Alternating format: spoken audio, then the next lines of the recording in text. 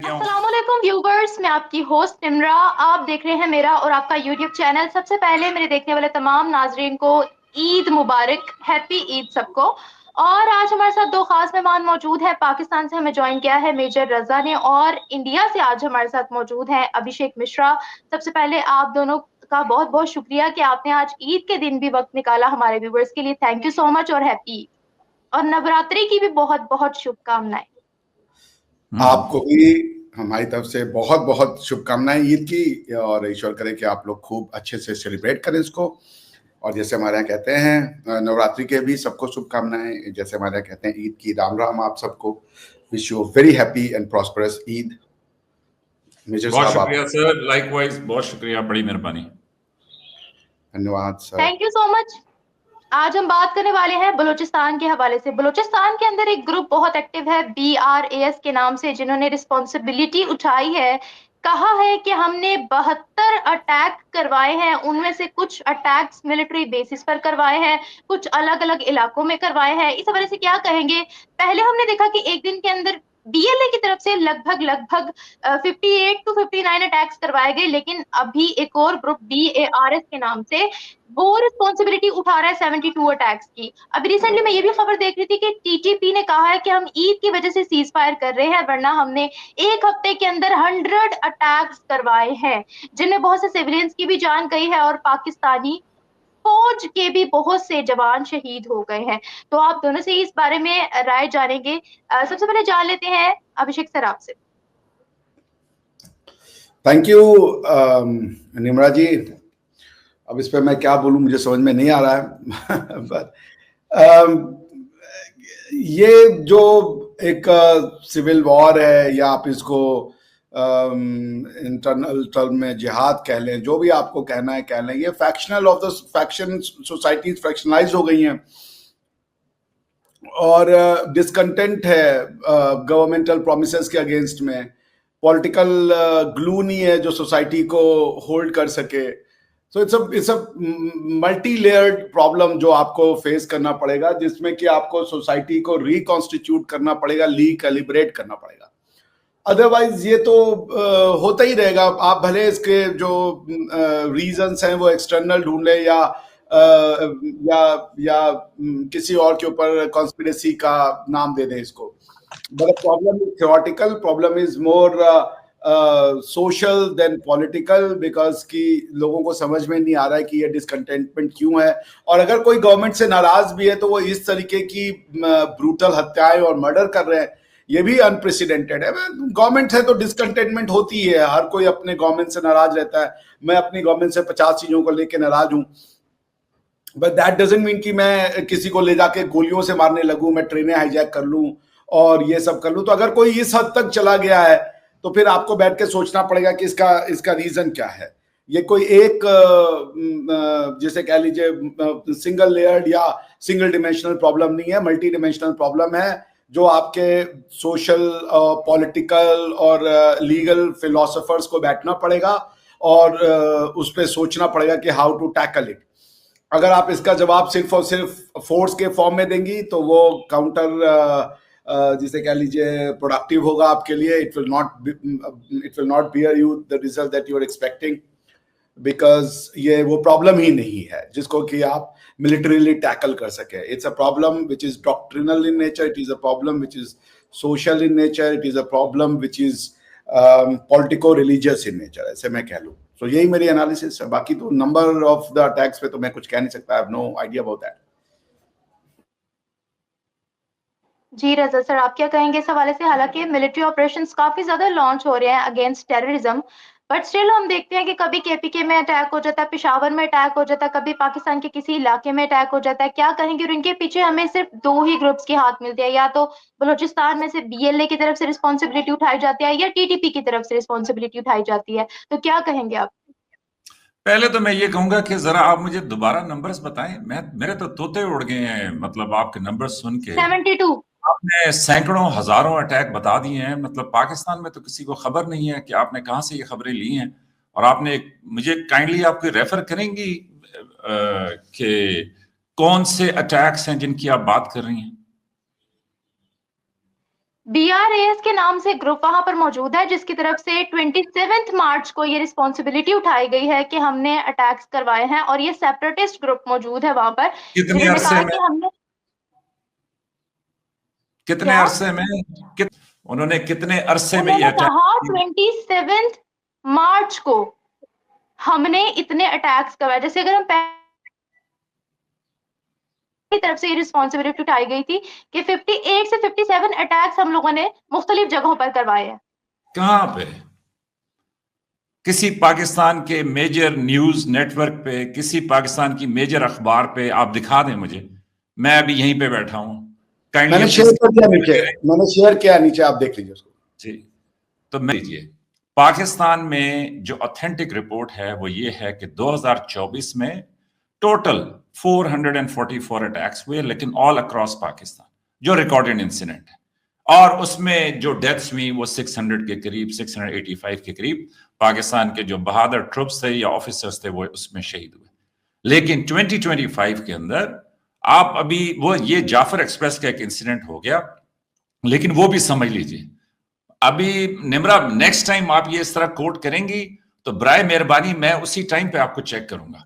मेरा मकसद आपको एम्बेरस करना नहीं है, लेकिन आप बराए मेहरबानी दोबारा जाके ठीक है, आप अपने अपना पॉइंट ऑफ व्यू सुन लीजिए, रखिए, खबर दुरुस्त है, खबर गलत है, वो बताना आपका काम है। नहीं अभी आप यहाँ पे आ जाए, मैं अभी यहाँ पे कर दूं कि जी पूरा लिबिया, पूरा इंडिया जी वो चला गया जी, मार दिया आज 50 साल, और मैं एक जो है ना बोगस वेबसाइट की रिपोर्ट ले आऊं और कहूं कि जी जनाब अभी चला दें, और उसके बाद मैं कहूं कि जी अभी आप डिनाई करते रहें। ये तो कोई तरीका नहीं है ना जी। बात सीधी सी है, अगर आपके पास कोई ऑथेंटिक बात हो, किसी मेजर न्यूज नेटवर्क को देख लें। अगर आप कहते हैं कि जी वो सेंसरशिप का शिकार है, तो किसी ऐसी उसको देख लें कि जिसको कोई ग्राउंड रियलिटी से मैच तो किया जा सके। अभी तो ये रिवाज बन गया ना। अभी आप सुन लें, ये जो बलोचिस्तान के ऊपर सारा मैं कहूंगा कि ड्रामा चल रहा है, जेन्युइन प्रॉब्लम्स हैं। ये अभिषेक साहब ने सही कहा है कि जनाब लोगों के साथ फोर्स बाय फोर्स, ये एक असूली मौकफ इनका बिल्कुल ठीक है कि लोगों से बातचीत करनी चाहिए, उनकी कोई महरूमी हो तो उसको दूर करना चाहिए, उनको इंगेज करना चाहिए, उनको पाकिस्तान का हिस्सा बनाना चाहिए, वो सब कुछ। लेकिन भाई बलोचिस्तान का चीफ मिनिस्टर बलोचिस्तान का है, पूरी असेंबली बलोचिस्तान की है, बलोचिस्तान के लीडर्स की बात सुन लें, वो ये कह रहे हैं कि जनाब आपने मारना है तो जाके किसी बड़े पंजाबी को मारे ना।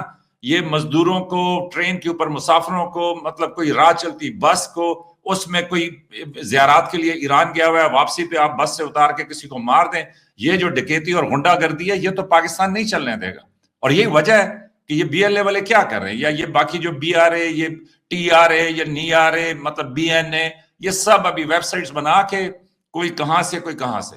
और मैं तो दंग रह गया हूं कि आपने अपनी ओपनिंग में जनाब 59 अटैक्स और 100 उधर अटैक, 50 उधर अटैक, मुझे तो समझ नहीं। हाँ, व्यूज के लिए बहुत अच्छा है, क्योंकि नीचे लोग लिखेंगे कि वाह मेजर रजा, तुम्हारे तो हम 50 टुकड़े कर देंगे, तुम्हें 200 जो है ना वो कर देंगे, फिर वो तो देखें, मैं आपको सीधी सी बात बताता हूं, इस टाइम पे वो एक लॉन्ग मार्च हो रहा है, कुछ लोग जो हैं वो अदालत में पेश हो रहे हैं, ये सारे अभी आपको समझना चाहिए कि बलूचिस्तान में ये बहुत कम परसेंटेज, मतलब इसकी ट्रैक्शन ही नहीं है। तो ये टिकटॉक की खबरें और ये, मतलब अब इस पे मैं क्या कमेंट करूं। मैं तो इस पे ये कह सकता हूं कि जी, मतलब वो मैंने कहा ना कि मेरे तो तोते उड़ गए, तो अब वो आप मुझे बताएं कि जी मैं इसमें क्या कहूं। हाँ, लेकिन अभिषेक साहब की ये बात सही है कि जनाब जो भी लोगों की महरूमियां हों उनको एड्रेस करना चाहिए, उन पर बातचीत करनी चाहिए, वो एक असूली मौकफ ठीक है, उसकी मैं बिल्कुल तायद करता हूं। मैं खुद एक पीस लविंग आदमी हूं, मैं समझता हूं कि लोगों की जो ग्रीवेंसेज हैं उनको वो करना चाहिए। तो अब अगर निम्रा आपको किसी ने ईदी नहीं दी, या मतलब आपका सूट दर्जी ने खराब कर दिया, आपको तब चढ़ी हुई थी, आपने कहा मैं ये खबर पकड़ लूं, और उसके बाद जनाब मैं जो है ना, मैं तो मैंने आपको ये खबर पहले भी भेजी थी। If you are not comfortable to cover this then आप मुझे बता सकते थे, और मैंने तो आपको प्रॉपर आर्टिकल भेजा था। वो आर्टिकल मैं अपने स्क्रीन पर भी जरूर चला दूंगी। हाँ, अगर उस आर्टिकल से आपको कोई इशू है, आपको वो आर्टिकल गलत लग रहा है, तो आप उस चीज पर रहकर बात कीजिए कि हाँ, अपना आर्टिकल है। मुझे बताएं ना कि वो जो आर्टिकल आपने मुझे भेजा है, मैं उसको गूगल करता रहा हूँ, वो मुझे 10-15 मिनट पहले आपने भेजा है, ठीक है, तो वो मुझे नहीं मैं भी मिला। उसी आर्टिकल के मुताबिक ही बात कर रही हूँ। देखिए, मैं कोई डिफेंस से रिलेटेड फिर आपको मैं आपको मैं हूँ नहीं जो मुझे उस का डाटा पता होगा। मैं भी आपसे उस आर्टिकल के मुताबिक ही बात कर रही थी। नहीं, मैं ये बात कह रहा हूं कि ये समझने की कोशिश कीजिए कि एआई के दौर के अंदर, बल्कि एआई क्या, अभी तो वन मैन न्यूज़पेपर चलता है भाई। अगर मैं चाहूं, पहले तो फिर भी कोई एडिटर रखना पड़ता था या कुछ और करना पड़ता था। अभी तो मैं खुद ही बैठ के यहाँ पे एआई को कहूं कि मुझे इस तरह की खबरें चाहिए, इस तरह की वेबसाइट चाहिए, इस तरह का ये चाहिए, वो चाहिए, 20 मिनट में वो हर चीज तैयार करके आपको दे देगा। तो आपके लिए भी एक लेसन लर्न है, मेरे लिए भी एक लेसन लर्न है कि जनाब हर जो खबर आप इंटरनेट पे इधर उधर से पढ़ते हैं उसके ऊपर प्लीज बिलीव ना करें। ये या तो कोई ऑथेंटिक, हाँ कई दफा ये होता है कि जी गवर्नमेंट खुद सेंसर कर रही होती है न्यूज को, गवर्नमेंट खुद जाने नहीं देती, तो ऐसे में फिर तो लेकिन उसको वैलिडेट करते हैं ना कि आपने इधर से न्यूज उठाई, ठीक है, आपने ये आर्टिकल पढ़ा, आपको चाहिए था कि इस आर्टिकल के मजीद कोई सोर्सेज भी देखें कि भाई और किसी ने ये खबर दी है, ऑन ग्राउंड ऐसा कुछ हुआ है, कौन से अटैक्स की बात करें। और इस आर्टिकल में भी आपने हेडलाइन उठाई है, भाई वो कब से कह रहे हैं कि जी हमने 1 साल में ये किया, हमने 2 साल में किया, हमने 24 घंटे में किया, हम अभी 15 मिनट में ये करने वाले हैं। तो मेरे हिसाब से ये प्रोपेगेंडा ज्यादा है, लेकिन हकीकत में ये, हाँ सिचुएशन वहां पे जो है वो तशवीशनाक है, सिक्योरिटी फोर्सेस उसको देख रही हैं, लेकिन बलूचिस्तान के रास्ते खुले हुए हैं, बलूचिस्तान में सारी ट्रैफिक आ जा रही है, ईद के ऊपर जिन लोगों ने छुट्टियां आना था वो सबके सब आए हैं, और लोग मतलब जिंदगी जो है वो रवां दवा है। वहां पे क्वेटा में बाकी जगहों के ऊपर मतलब लोग जो है वो अपनी ड्यूटीज कर रहे हैं, उन्होंने नमाज ईद की पढ़ी है, उन्होंने सारी चीजें तकरीबन, हाँ लेकिन आप टिकटॉक पे देखें, और टिकटॉक का कमाल ये है कि आप एक वीडियो देख लें कि जिसमें कोई सड़क ब्लॉक है, वो आपको इतनी सड़क ब्लॉक की वीडियोस दिखाएगा कि आप कहेंगे कि शायद मेरे घर के भी बाहर भी सड़क ब्लॉक होगी। इसी तरह आप खुदकुशी की देख लें वीडियो, वो आपको इतनी खुदकुशी की दिखाएगा। अभिषेक जी क्या कहते हैं खुदकुशी को हिंदी में? सुसाइड कहते हैं अंग्रेजी में, आत्महत्या। आत्महत्या।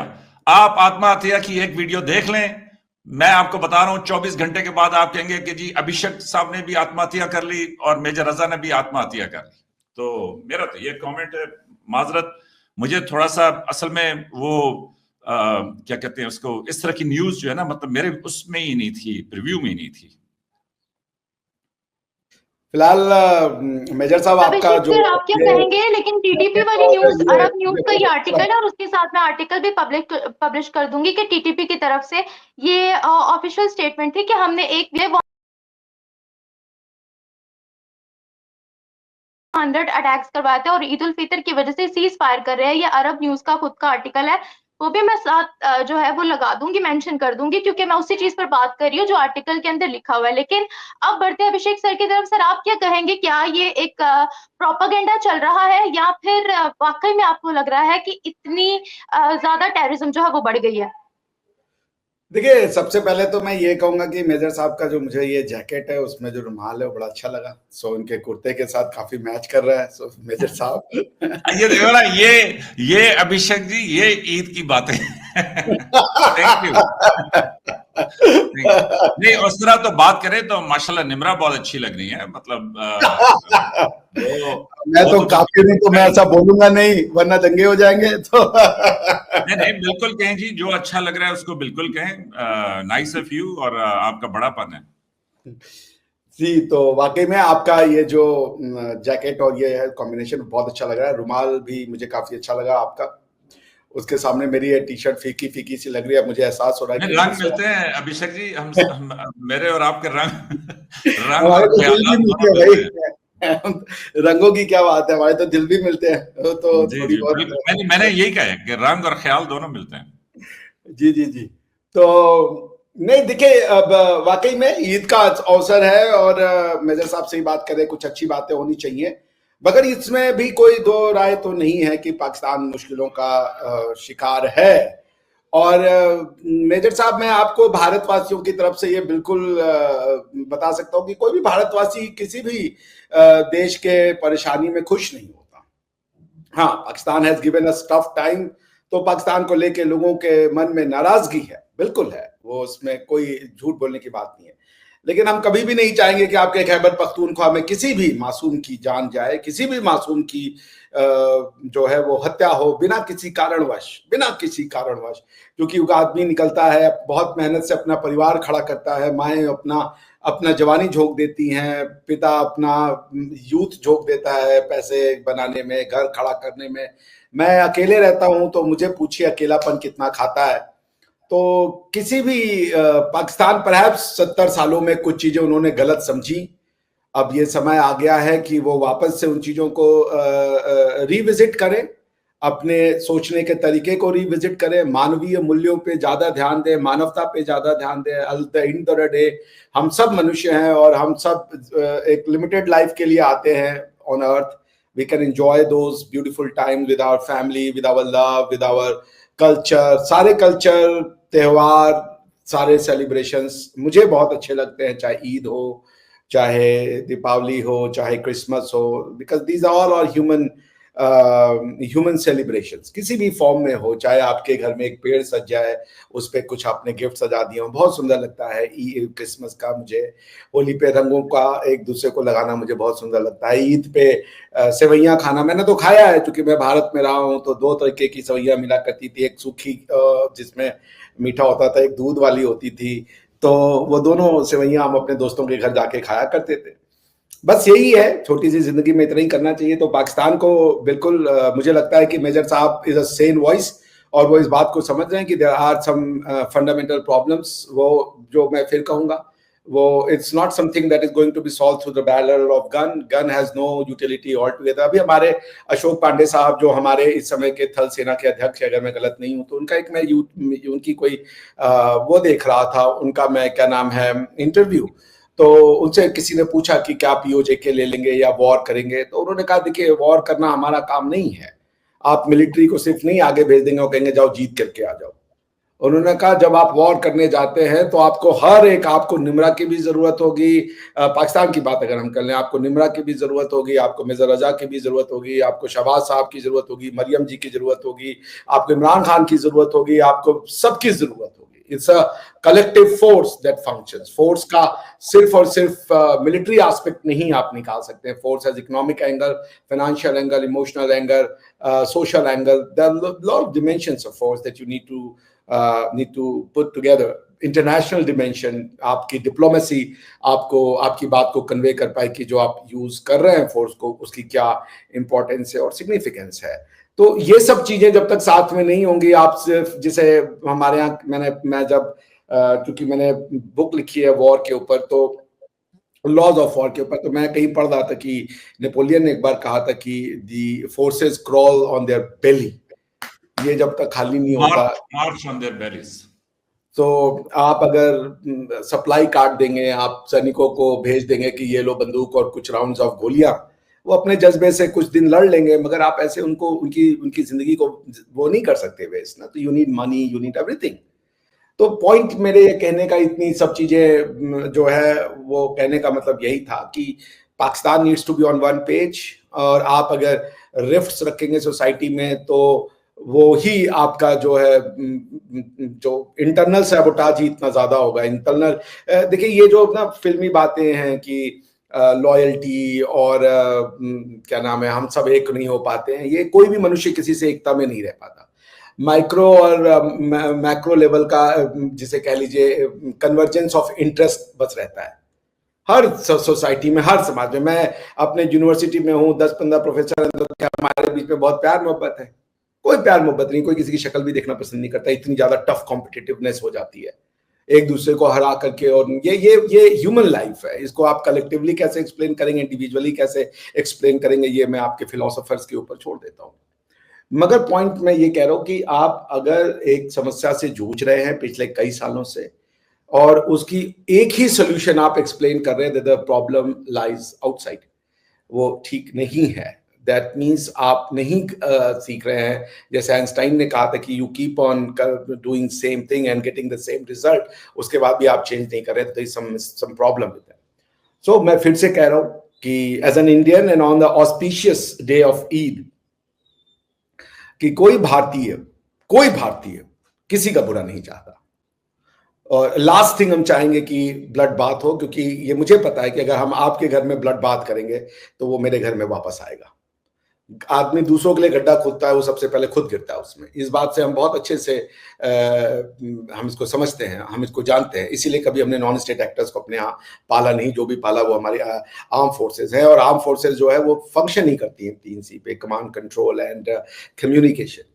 तो कंट्रोल का जो टेस्ट है ना, मैंने बड़ा अच्छा पढ़ा था, निकारागुआ करके केस है, कभी अगर मौका पड़ेगा, मेरे ख्याल से मेजर साहब जानते होंगे। तो एज अ लॉयर्स हम लोग पहला केस इंटरनेशनल लॉ में जब हम पढ़े थे, Nicaragua versus United States of America. वो केस का फैक्ट ये था कि निकारागुआ के कुछ डिसिडेंट फोर्सेस को अमेरिका अपनी सॉइल पे ले आया, और उन्होंने अमेरिकन ने उनको गन दिए, पैसा दिए, ट्रेनिंग दिया, इसके लिए स्पेशल बजट पास करवाया CIA से, CIO को वो पैसा अलोकेट हुआ। उसके बाद क्या हुआ, इन लोगों को प्रॉपर ट्रेनिंग और ये सब देने के बाद, सब निकारागुअन सिटीजन थे। इंटरेस्टिंग बात ये थी, all of them were Nicaraguan citizen. उनको ट्रेनिंग की गई और सैंडिनिस्टा गवर्नमेंट उस समय थी, उसके अगेंस्ट में फिर उनको अनलीश कर दिया गया। उसके बाद वो वहां पे गए और उन्होंने कई जगह पे सैबोटाज एक्टिविटी को कैरी आउट किया। उसके बाद उसके अगेंस्ट में, उन सैबोटाज एक्टिविटी के अगेंस्ट में, निकारागुआ ने यूनाइटेड स्टेट्स ऑफ अमेरिका को ICJ में खींच लिया for the concept of damages under the international state responsibility law. तो government, interestingly, international court of justice ने for barring few actions in United States of America को ये कहा कि ये रिस्पॉन्सिबल नहीं है for the acts of Nicaraguan citizens. वो ट्रेनिंग और पैसा और ये सब देने के बाद, असलहे देने के बाद भी, मेन टेस्ट ये होता है कि क्या आपके ऊपर उतना कंट्रोल है उस बंदे का कि आपने कहा कि तुम इस जगह पे बम नहीं मारोगे तो वो फिर उस जगह पे बम नहीं मारेगा, जिसे वो कहते हैं effective control test. That means your soldiers are completely obedient to your directives. तो उन्होंने कहा सैबोटाज एक्टिविटी में जो ये थे निकारागुआ, उन्होंने कई ऐसी एक्टिविटीज की थी जो अमेरिकन ने सैंक्शन ही नहीं की थी, फिर भी उन्होंने वो जाकर के जगहों पे तबाही मचाई थी। So the idea of effective control, although it varies, state responsibility के लिए इफेक्टिव कंट्रोल है। फिर आप तादिच वर्सेस प्रोसिक्यूटर का केस पढ़े, ICTY का, जो यूगोस्लाविया के फ्रेगमेंटेशन के बाद हुआ था, यूनाइटेड नेशन सिक्योरिटी काउंसिल, मैंने उसमें काम किया था, ने एक ट्राइब्यूनल बनाया था। तो उसमें फिर इफेक्टिव कंट्रोल डॉक्ट्रिन को चेंज करके ओवरऑल कंट्रोल डॉक्ट्रिन लाए थे। हालांकि बाद में अभी जो जिनोसाइड कन्वेंशन केस हुआ सर्बिया वर्सेस बॉस्निया हर्जेगोविना के बीच में, उसने वापस से इफेक्टिव कंट्रोल टेस्ट को किया। तो मेरे कहने का ये मतलब है कि थिंग्स आपको कंट्रोल में जो लोग नहीं रहेंगे उनको मत पालिए। This is what it is, और this is what TTP is. आपने उन फोर्सेस को क्रिएट किया जिनके ऊपर आपका कंट्रोल नहीं था, और जब आप कंट्रोल के दो सेट बना देते हैं, एक वो एक नीचे, तो फिर इंसान जो है वो बाय डिफॉल्ट ऊपर वाले के फोर्स पे जाने को वो तैयार रहता है। That's what the mistake of even constitution of Pakistan. That's it. Sir, आप एग्री करते हैं अभिषेक सर की बातों से? और जिस तरीके से अभिषेक सर ने कहा कि हमने कभी किसी नॉन स्टेट एक्टर को पैदा नहीं किया है, और हमेशा कहते हैं कि हम पाकिस्तान में जो है वो डेवलपमेंट देखना चाहते हैं, लेकिन इस बात से मेरा ख्याल है कि आप भी मुझसे एग्री करेंगे कि हमारे DG ISPR का ये कहना था कि जितनी भी टेररिज्म हो रही है पाकिस्तान के अंदर, उसको हमारा ईस्टर्न हमसाया जो कि इंडिया ही है वो स्पॉन्सर कर रहा है। तो क्या कहेंगे? एक तरफ आप ये स्टेटमेंट दे रहे हैं और दूसरी तरफ से हमारी तरफ से तो ऐसी स्टेटमेंट्स जारी हैं। ये अभी आपने बड़ा अच्छा सवाल पूछा है और ऑथेंटिक हवाला दिया। तो देखें, मैं आपको सीधी सी बात बताता हूं। अभिषेक साहब जो बात कर रहे हैं बिलअमूम वो ठीक है। आम लोग चाहे पाकिस्तान के हों चाहे हिंदुस्तान के हों, आम लोग जो हैं वो हमेशा अमन चाहते हैं, वो हमेशा तरक्की चाहते हैं, वो हमेशा आगे बढ़ना चाहते हैं। अब ये जो आप जिनको कहते हैं ना नॉन स्टेट एक्टर्स, या जिनको गवर्नमेंट कहते हैं, या जिनको आप वो तो एक टर्म उनके लिए हॉक्स की भी इस्तेमाल होती है। तो दोनों माशरों में, दोनों मुल्कों में ऐसे हॉक्स मौजूद हैं कि जिनको ये बड़ा पसंद है। जिस तरह वो अमेरिका में कहते हैं ना कि America always needs a war, उसको कंसिस्टेंटली एक एनिमी चाहिए और उस एनिमी के ऊपर उसको जंग चाहिए। उस जंग से उसका मिलिट्री इंडस्ट्रियल कॉम्प्लेक्स चलता है, उसके हथियार बिकते हैं, लोगों को रोजगार मिलता है, सेनेटर्स बनते हैं। तो वो हर वक्त कभी उनको रूस उनका वो है दुश्मन, कभी ईरान उनका दुश्मन है, कभी कोई और उनका दुश्मन है, कभी दहशतगर्दी उनका दुश्मन, तो वो कहते हैं कि जी अमेरिका को हर वक्त एक दुश्मन चाहिए। तो ये भी एक सच है कि पाकिस्तान और इंडिया की एक तरफ पाकिस्तान, ये भी आपको एक प्रोग्राम करना चाहिए कि कहां कहां पाकिस्तान और इंडिया की तारीख एक जैसी है, कि जहां पे मिसाल मैं आपको दूंगा आसानी के लिए, जब यहां पे ब्रिटिश थे ना, बरतानिया यहां पे था, तो आपको मालूम करना चाहिए कि ये जो हिंदुस्तान था ये दुनिया में कितना अमीर मुल्क था, कितनी आपको शायद वो सिर्फ चाइना और हिंदुस्तान मिलकर दुनिया की आबादी का 34% बन जाते हैं, और अगर उसमें आप पाकिस्तान शामिल कर दें तो वो 40-45% बन जाते हैं। तो बहुत लंबी तारीख में दुनिया की 50% इकोनॉमी इन्हीं दो मुल्कों के साथ, मतलब दोनों मुल्कों से मेरी मुराद ये है कि हिंदुस्तान को लें और चाइना को लें, तो इन लोगों से चलती है। ये बीच में अभी छोटा सा पीरियड आया कि जिसमें ये हिंदुस्तान बरतानिया ने लूट लिया, मतलब वो यहां से, अभी तो देखे ना जो अच्छे बच्चे लायक आपकी तरह के हैं कि वो कैलकुलेशंस कर रहे हैं कि जी ब्रिटिश ने कितना लूटा हिंदुस्तान से, और वो उसको आज की करेंसी में बता रहे हैं कि इतने पैसे। तो आप मानेंगे कि मैंने कल परसों एक एस्टिमेट पढ़ा कि जी 34 trillion dollars, 34 trillion dollars, 34 trillion dollars Nimra अभी इस टाइम पे हम पाकिस्तान हिंदुस्तान में रखे ना, तो मैं कहूंगा कि जी हम सारे वो क्या कहते हैं, यॉट कहते हैं, वो जो अमीरों की किश्ती होती है ना, कि जिसपे वो हर वक्त आपने वो एक पत्तों वाली कमीज पहनी होती है, नीचे निकर पहनी होती है और बस गाने लगे होते हैं, क्योंकि पता चलता है कि ये सबसे बड़ा रईस यहां से। तो हम सारे यॉट्स पे होते हैं। 34 ट्रिलियन डॉलर्स अमेरिका का, आप मालूम नहीं है मुझे अभी सही फिगर, लेकिन यह है कि 5-6 ट्रिलियन डॉलर्स जो है वो उनका कर्ज है, तो वो कहते हैं कि जी हम तो बिल्कुल खत्म होने के, तो 34 ट्रिलियन डॉलर्स इधर से बोलेगी। तो जब बरतानिया यहां पे था तो मुसलमान लीडर्स और हिंदू लीडर्स, इन्होंने मिलके उनके खिलाफ जदोजहद की। आप ये मानेंगी कि मुसलमान सिपाही और हिंदू सिपाही ने मिलके बगावत की, नेवल ऑफिसर्स ने मिलके बगावत की। तो मैं ये कह रहा हूं कि ये हर टाइम पे करें। तो इसी तरीके से जो आम जनता है, चाहे पाकिस्तान की है चाहे आम जनता हिंदुस्तान की है, उनको तो एक वो अमन और उनको तो शांति और उनको ये इस तरह की सारी चीजें चाहिए। लेकिन जो हॉक्स होते हैं वो सिस्टम को पूरी उसको कंट्रोल करते हैं और उनके पास अपनी रीजंस होती हैं। अभी मिसाल ये है कि आप एक तरफ मिलिट्री इंडस्ट्रियल कॉम्प्लेक्स को बुरा कह सकते हैं, उन हॉक्स को बुरा कह सकते हैं, लेकिन वो ये कहते हैं कि जनाब ये अगर हमेशा दुश्मन ना हो, कुछ ना हो, तो फिर ये तरक्की भी नहीं होगी, कुछ भी नहीं होगा, फिर नई लड़ाइयां खड़ी हो जाएंगी। तो हमें हर वक्त एक लड़ाई चाहिए। एक तो ये बात होगी। दूसरा कि ये भी समझें कि पाकिस्तान और हिंदुस्तान, अभी मैं एक प्रोग्राम देख रहा था तो उन्होंने कहा कि जी ये आपने मतलब थोड़ा सा हिंदुस्तान के साथ अमन की बात चली है, तो आप देखें कि जी बलूचिस्तान का मसला जो है वो बड़ा हो गया। वो इसलिए कि भाई ऐसे स्पॉन्सर्स मौजूद हैं जो ये समझते हैं कि जी पाकिस्तान को बलूचिस्तान में बिजी रखो। ऐसे स्पॉन्सर्स मौजूद हैं कि जो ये समझते हैं कि चाइना जो है वो सी पैक देखें, $56 बिलियन, $56 बिलियन का मंसूबा है। चाइना ने सबसे ज्यादा ये जो उनके प्रेसिडेंट है शी जिनपिंग, उनका जो बेल्ट एंड रोड इनिशिएटिव है वो इस टाइम पे निमरा 125 मुल्कों के अंदर चल रहा है।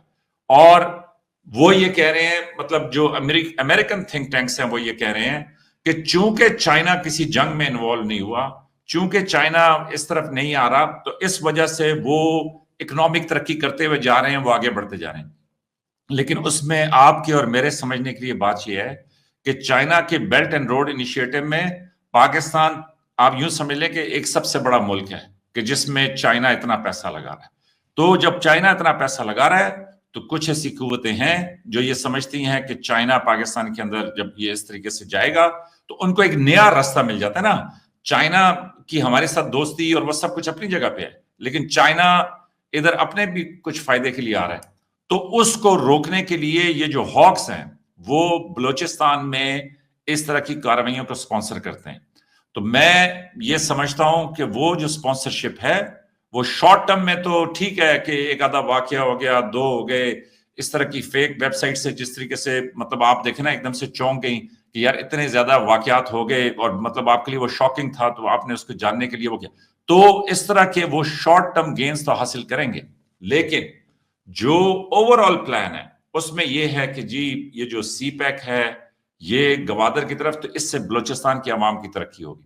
तो मेरे ख्याल में जो मैंने देखा है थोड़ा बहुत तारीख में, वो ये देखा है कि जो भी कम्युनल ट्राइब्स हैं उनका जब तरक्की का वक्त आता है, अब जब बलूचिस्तान का फाइनली तरक्की का वक्त आया है कि वहां पे एयरपोर्ट्स बन रहे हैं, वहां पे नई सड़कें, मतलब वहां पे इस तरह के मंसूबे आ रहे हैं, तो ये जो महरूम तबके हैं उनको ये फॉरेन स्पॉन्सरशिप के जरिए अब उन बेचारे बच्चों को वो मरवा के ही दम लेंगे। और उनका क्या है, मतलब वो भाई आपकी अदा ठहरी और हमारी जो है वो जान चली गई, मतलब ये वाला सिस्टम है कि वो उनका शुगल है कि जी स्पॉन्सरशिप करो, इनसे जो है ना ये इस तरह की एक्टिविटीज कराओ, और उधर वो मासूम बच्चों की जो है वो जान चली जाएगी। तो मेरे हिसाब से ये बड़ी शानदार बात, और शायद इसी वजह से दुनिया बची हुई भी है कि जनता जो है, चाहे वो इंडिया की है चाहे वो पाकिस्तान की है, वो अच्छे का देखे ना।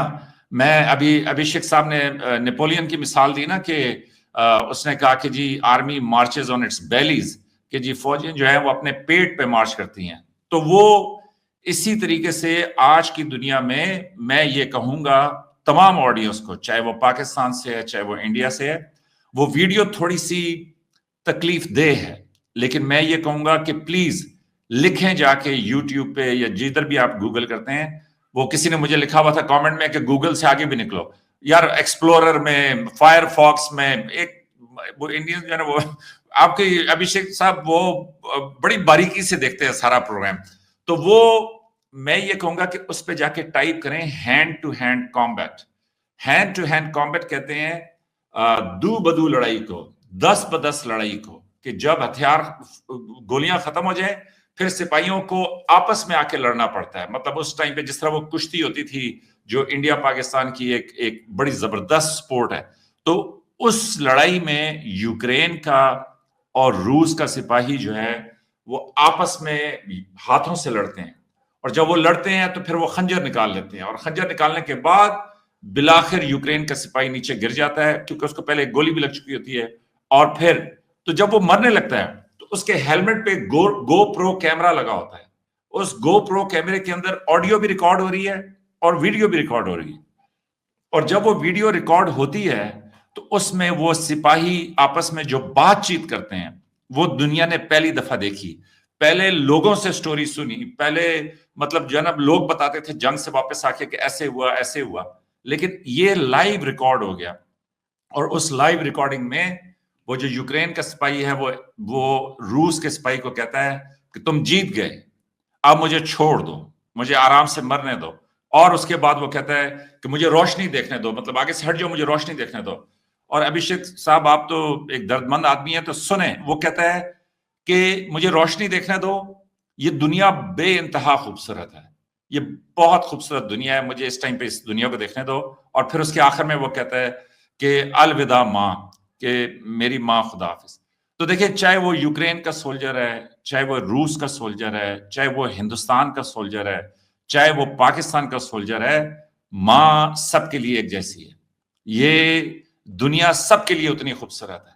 तो ऐसे मतलब गलत रास्तों पे चल के मर जाना, किसी के धोखे में मर जाना, खामखा, देखिए एक वक्त आता है कि जब अपने वतन का दिफा करना पड़ता है तो वो तो ठीक है, लेकिन ये जो खामखा की लड़ाई है, तो मैं इस पे अभिषेक साहब से मतलब जो इनकी बातचीत है, मैं एक असूली इस मौक़िफ़ की तायद करता हूँ कि भाई तरक्की, आगे बढ़ने के और इस तरह की बातें होनी चाहिए, लेकिन इसके बीच में ये भी देखें निम्रा के ऐसे हॉक्स मौजूद हैं कि जिनके काम, उनकी सारा बिजनेस इसी पे चलता है कि भाई ये लड़ाइयाँ मार कुटाइयाँ इसी तरीके से जारी रहें। और सच्ची बात ये है कि अभी जिस तरफ दुनिया बढ़ रही है, ये जो मशरक़ वस्ता में हो रहा है और जिस तरह की ये बातचीत हो रही है, तो दुआ करें कि ये मुसीबत टल जाए, वरना बड़े बुरे हालात आने वाले हैं। लोगों को ये सब भूल जाएगा कि ये बलूचिस्तान में क्या है तो इंडिया में क्या है, तो ये सब आपको भूल जाएगा।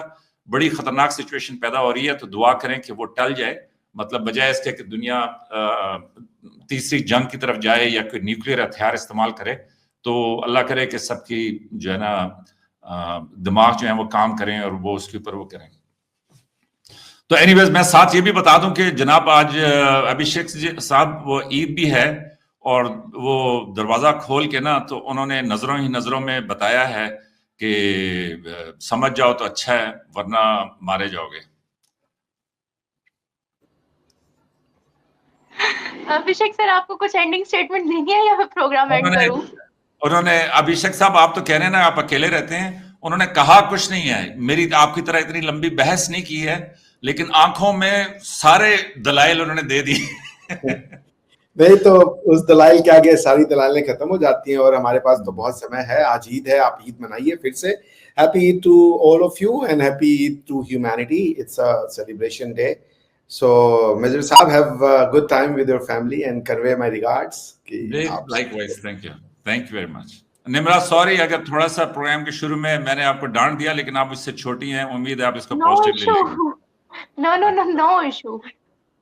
हमारे कहते हैं बुरा ना मानो होली है, आप भी कहिए बुरा ना मानो ईद है। बुरा ना मानना ईद, इसको ईद समझ लेना। कोई बात नहीं, कोई बात नहीं। थैंक यू सो मच आप दोनों का कि आपने ईद के दिन भी हमारे व्यूवर्स के लिए टाइम निकाला, और इस प्रोग्राम को हम यहीं पर एंड करते हैं। उम्मीद करती हूँ कि हमारे व्यूवर्स को आज का प्रोग्राम हमारा बहुत अच्छा लगा होगा। यकीनन आगे ज्यादा से ज्यादा शेयर भी करेंगे, और जिन लोगों ने अभी तक चैनल को सब्सक्राइब नहीं किया वो भी जल्दी से चैनल को सब्सक्राइब कर देंगे। तो थैंक यू सो मच। खुदा हाफिज।